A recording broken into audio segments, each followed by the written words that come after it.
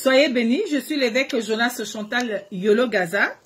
Je fais cette vidéo suite au communiqué du ministre de l'administration territoriale, son Excellence Paul Atanga Ndi.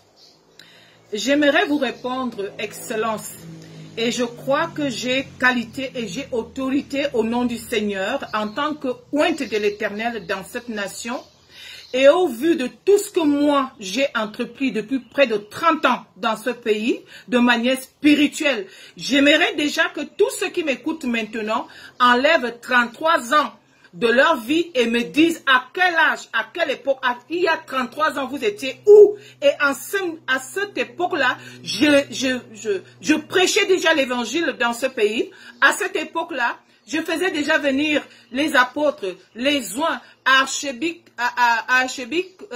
comment on appelle, Archbishop Benson Idahosa était venu dans ce pays pour la première fois. Il y a eu des évangélisations pour sensibiliser les populations du Cameroun.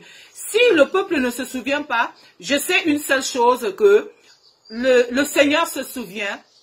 Et si ma nation n'est pas reconnaissante de ce que Dieu a fait au travers des pentecôtistes dans cette nation, moi je me dis, ne vous souvenez pas, ne soyez pas reconnaissants, ne soyez pas loyaux, mais Dieu sait qui fait quoi dans ce pays. Et je sais que son Excellence, le président Paul Biya, sait très bien qui soutient ce pays, qui maintient la paix par les genoux dans ce pays. Alors j'aimerais dire que ce que moi j'ai remarqué dans mon pays, c'est que si vous n'êtes pas dans si vous ne devenez pas Ambaboy, si vous ne devenez pas Ambagueur, si vous ne devenez pas Boko Haram, si vous ne devenez pas terroriste, si vous ne devenez pas de la basse, vous ne faites pas partie de la basse, si vous ne faites pas partie de ceux-là qui se lèvent et font n'importe quoi, vous n'êtes pas suivis. Les pentecôtistes en ont marre et nous disons trop c'est trop. On ne peut plus être mangé à n'importe quelle sauce. Et moi je me lève aujourd'hui pour dire trop c'est trop. J'ai dit ça suffit comme ça. Ça fait depuis les pentecôtistes, vous avez décidé que nous ne faisons pas partie. Nous ne sommes pas des Camerounais. Au Cameroun, le Cameroun est le seul pays au monde où les chrétiens, une certaine catégorie de personnes est négligée à cause de leur choix religieux, à cause de leur choix à cause de leur choix ethnique ou que sais-je. Je ne veux pas parler, vraiment que le Seigneur me donne la paix, que le Seigneur me donne la paix de dire exactement ce que je dois dire. Alors ici dans ce pays, le Camerounais qui est pentecôtiste est humilié, est rejeté. On lui dit n'importe quoi, de manière sociale, de manière économique. Nous nous sommes crachés dessus. Est-ce que nous ne sommes pas des personnes? Vous voulez d'abord qu'on fasse quoi? Mais nous nous sommes dit, ok, nous sommes des hommes de Dieu.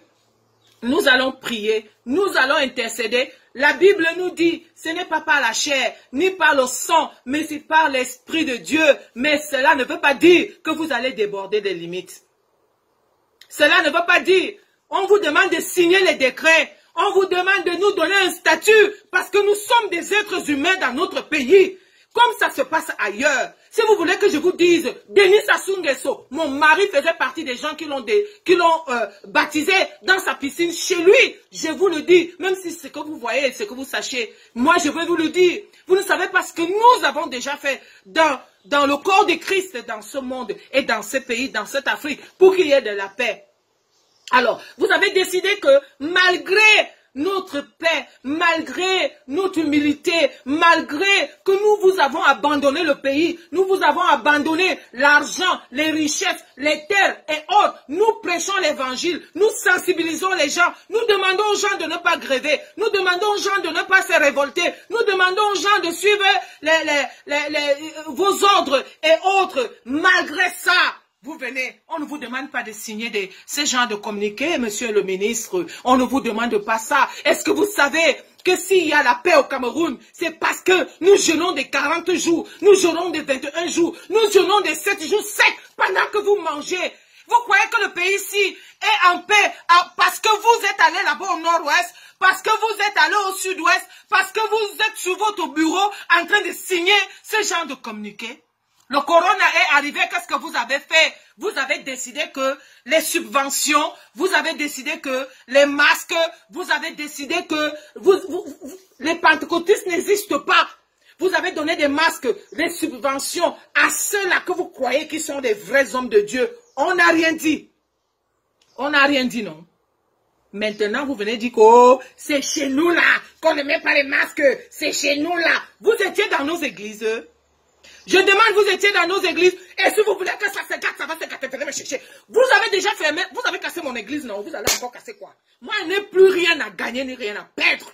Je suis une veuve. Vous avez bloqué mes droits. Vous avez bloqué l'argent que je devais utiliser pour mourir et élever mes enfants. Je n'ai plus de rien à perdre. C'est à moi de parler au nom de mes confrères. À moi de dire trop c'est trop.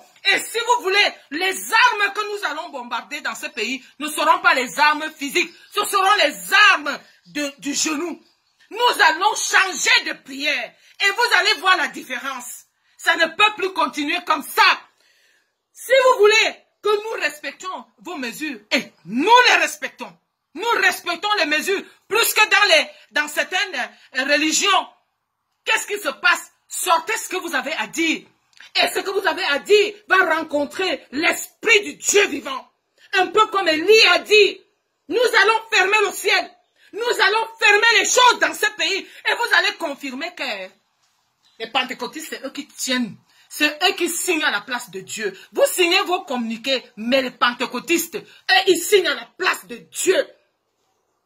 Et je voudrais donc vous dire que je sais que mes frères et mes sœurs, nous respectons les mesures barrières.